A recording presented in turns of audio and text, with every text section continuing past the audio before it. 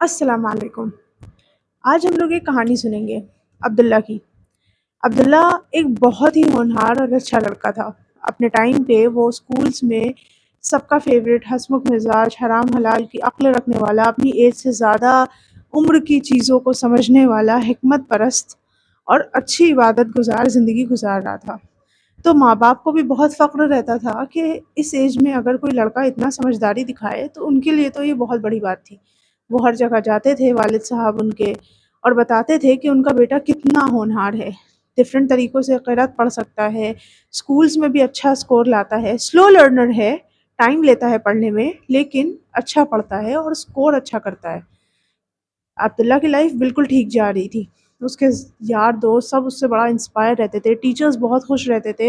اور عبداللہ کے بارے میں کبھی کوئی کمپلین کرنے کو نہیں ملتی تھی۔ پھر وہ کلاس 10th میں پہنچا۔ 10th میں پہنچ کے اس کو نئے دوست مل گئے، نیا ماحول مل گیا، اسکول چینج ہوا، نئے چیزیں مل گئی،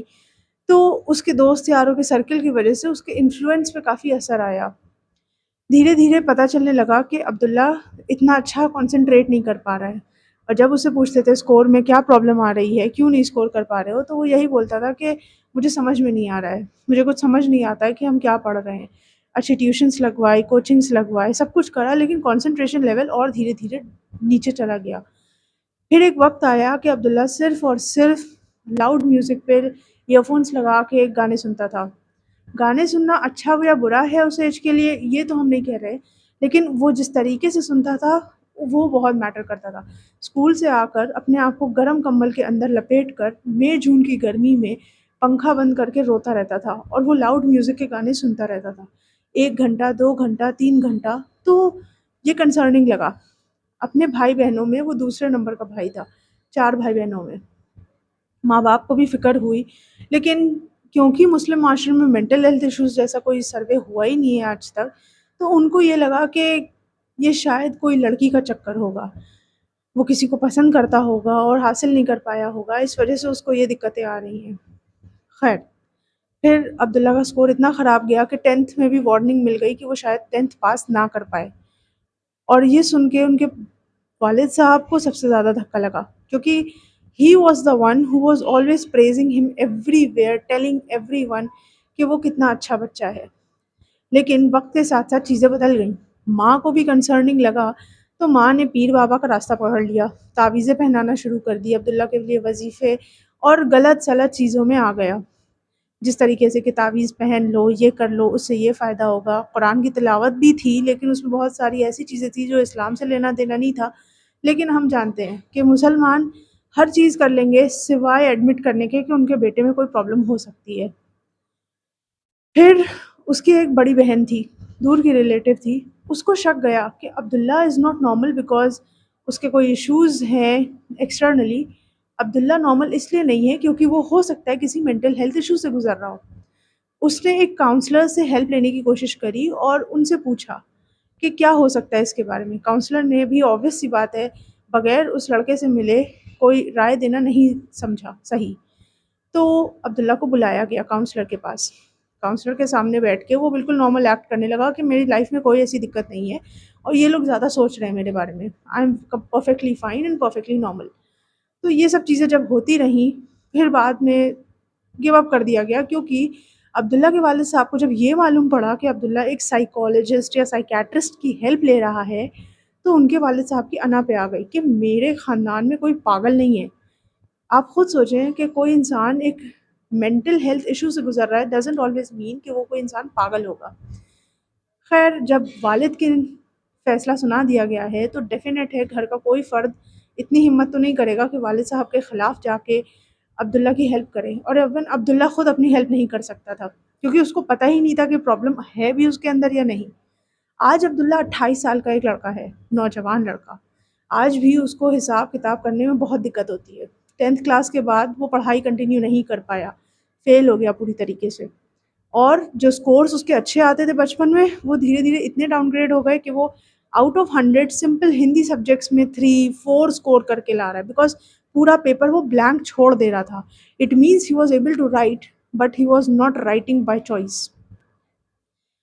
اس کی پڑھائی کو لے کے بہت افسوس ہوا کیونکہ آج کے زمانے میں منیمم گریجویشن ڈگری تو لوگ مانگتے ہی ہیں۔ پھر بھی خیر اس کو ایک پرچون کی شاپ پہ بیٹھا دیا گیا، مال کا حساب رکھو، راشن کا حساب رکھو، اور وہ سارے حسابوں میں برابر طریقے سے فیل ہوا۔ وہ کچھ بھی آج بھی دھیان نہیں لگا پاتا کہ مال دکان پہ کتنا ہونا چاہیے، کیسے ہونا چاہیے، ایک جنرل حساب کتاب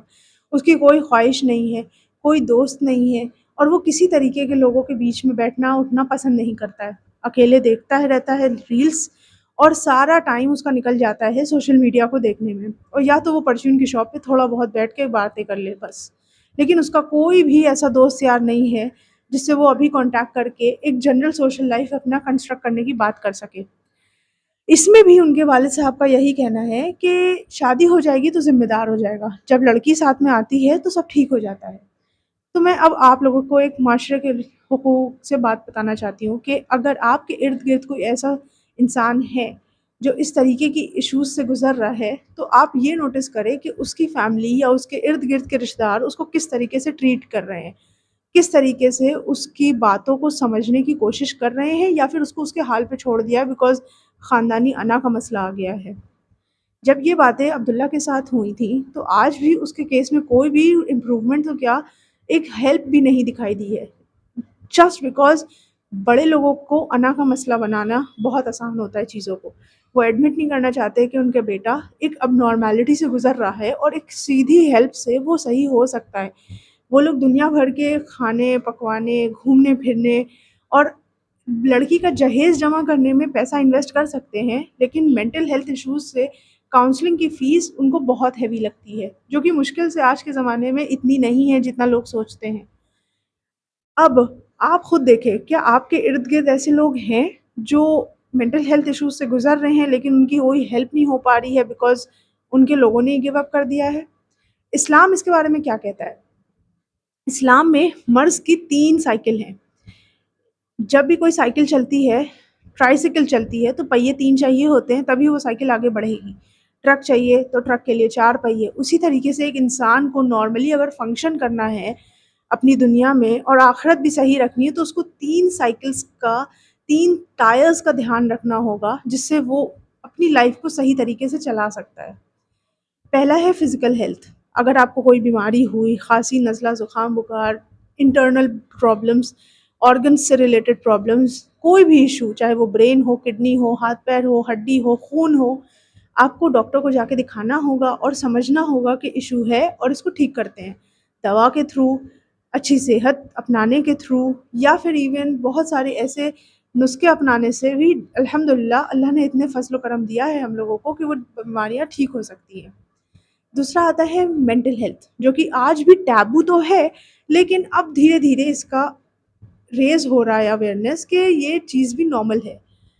بٹ پریکٹیکل گراؤنڈس پہ اگر آج بھی آ کے دیکھے، سوشل میڈیا پہ تو ہر کوئی بات کر لیتا ہے کہ مینٹل ہیلتھ کو نارمل کیا جائے، لیکن مینٹل ہیلتھ کو کس طریقے سے نارمل کیا جائے یہ ہم لوگ کو آج بھی نہیں سکھایا گیا ہے۔ اگر ہمارے گھر میں کوئی ہے انسان ایسا جو کسی سرٹن ایشو سے گزر رہا ہے تو ہم اس کو ٹریٹ کیسے کرتے ہیں، ایک لائبلٹی کی طرح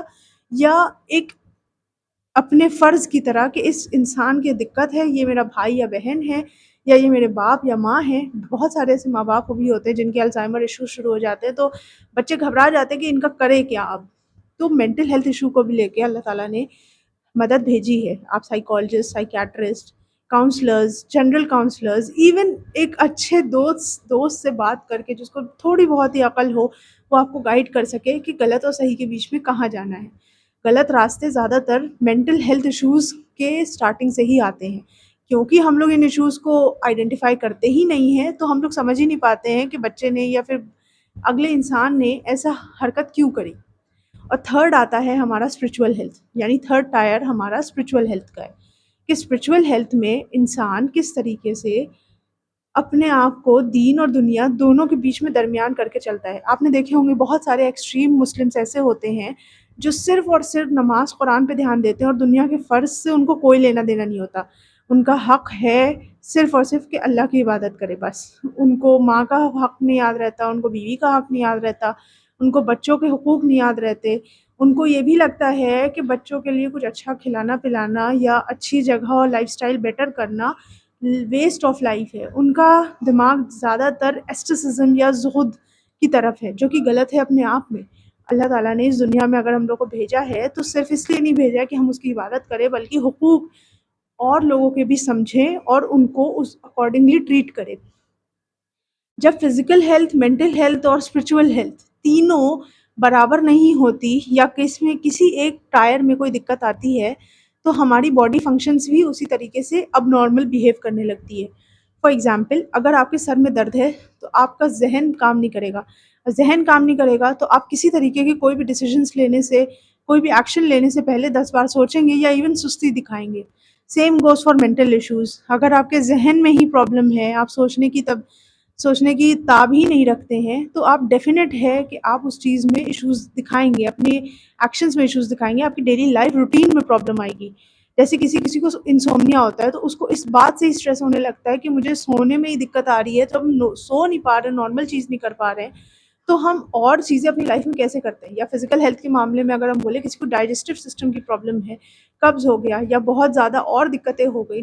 فیٹی لیور ہے، اور وہ ڈیفینیٹ ہے کھانے پینے میں لے کے اس کو سکون نہیں مل رہا ہے، تو وہ میجر لائف گولز اور ایشوز کو ٹیکل نہیں کر پا رہا ہے کیونکہ اسے معلوم ہے کہ اس کے مینلی ایشوز ابھی اس کی باڈی سے ریلیٹڈ ہے۔ اسی طریقے سے اسپرچول لائف، کہ اگر کوئی انسان سکون ڈھونڈ ہی نہیں پا رہا ہے دنیا کی کسی چیز میں، اور وہ اللہ کی طرف جب رجوع ہوتا ہے تو بھی اس کو سکون نہیں ملتا ہے، کیونکہ اس کی جسم، اس کے دل میں کالک اتنی بڑھ گئی ہے دنیا کو لے کے کہ وہ اللہ کی طرف سکون پا نہیں پا رہا ہے۔ تو ہمیں اس چیز کی کیسے ہیلپ کرنی چاہیے؟ اور ہم بتا دیں کہ اللہ تعالیٰ نے ہر مرض کی دوا بھیجی ہے۔ اللہ کے رسول صلی اللہ علیہ وسلم کی حدیث آتی ہے، ابو ہریرہ سے روایت ہے صحیح البخاری کی، کہ اللہ نے کوئی ایسا مرض نہیں بھیجا جس کا علاج نہ ہو۔ تو اگر ہم لوگوں سے بولا جا رہا ہے کہ علاج ہے، اس کا مطلب علاج ہے۔ دعا کر کے، اپنی حکمت لگا کے اسے ڈھونڈنے کی دیر ہے۔ اگر آپ کے ارد گرد کوئی ایسے لوگ ہیں یا آپ کے گھر میں کوئی ایسے لوگ ہیں جو مینٹل ہیلتھ ایشوز سے گزر رہے ہیں لیکن ان کی ہیلپ کرنے والا کوئی نہیں ہے، تو آپ کا یہ فرض بنتا ہے، اگر وہ آپ کے فرسٹ بلڈ ریلیشنز میں آتے ہیں یا آپ کے رشتہ دار ہوتے ہیں، کہ آپ ان کو حکمت اور محبت سے سمجھائیں کہ ان کو پروفیشنل ہیلپ لینے کی ضرورت ہے۔ ہمارے مسلم معاشرے میں ہر چیز پیر بابا جن جنات پہ نہیں ہوتی ہے۔ کبھی کبھار مینٹل ہیلتھ ایشوز کو مینٹل ہیلتھ ایشوز کی طرح ہی ٹریٹ کرنا چاہیے بنسبت جن کا نام لگا کے۔ جن بھی بیچارے بدنام ہو جاتے ہیں کہ جہاں وہ کچھ نہیں کرتے وہاں بھی ان کو نام آ جاتا ہے، اور انفیکٹ شیطان تو ہنستا ہے کہ انسان انہی سب چیزوں میں پڑا رہے، اس کو عبادت کا ٹائم ہی نہ ملے۔ تو next time if you have anyone, انشاءاللہ please get them help and reach them to a very professional psychologist for any kind of help.